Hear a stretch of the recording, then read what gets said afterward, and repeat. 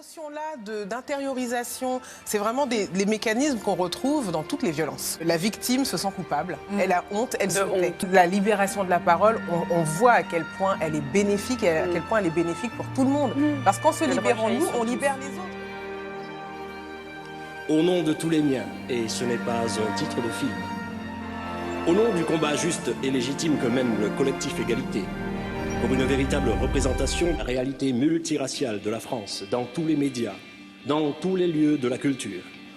Nous tenons à vous dire que la situation que nous subissons depuis trop longtemps bafoue toute notion de dignité humaine.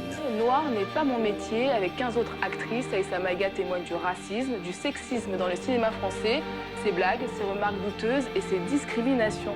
Trop noire pour une métisse, pas assez africaine pour une africaine. Heureusement, vous avez les traits fins. Je veux dire pas négroïde. Enfin, vous faites pas trop noir, ça va. Pour une noire, vous êtes vraiment intelligente. Vous auriez mérité d'être blanche. En dépit des témoignages sidérants que vous racontez, c'est pas un livre de colère, c'est un livre plutôt drôle et un livre plutôt optimiste. Nous avons vécu des choses atroces et qu'on ne devrait pas vivre, mais nous avons le recul dessus parce que nous les avons digérées, ces choses-là.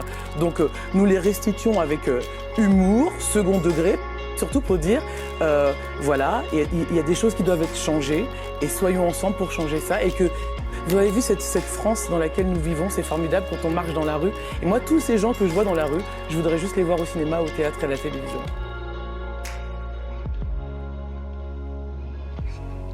Imaginez dans ce pays, dans tous les cinémas, des écrans qui projetteraient exclusivement des histoires entre noirs pour des noirs à l'exclusion de toute autre couleur. Imaginez que vous soyez absent, invisible,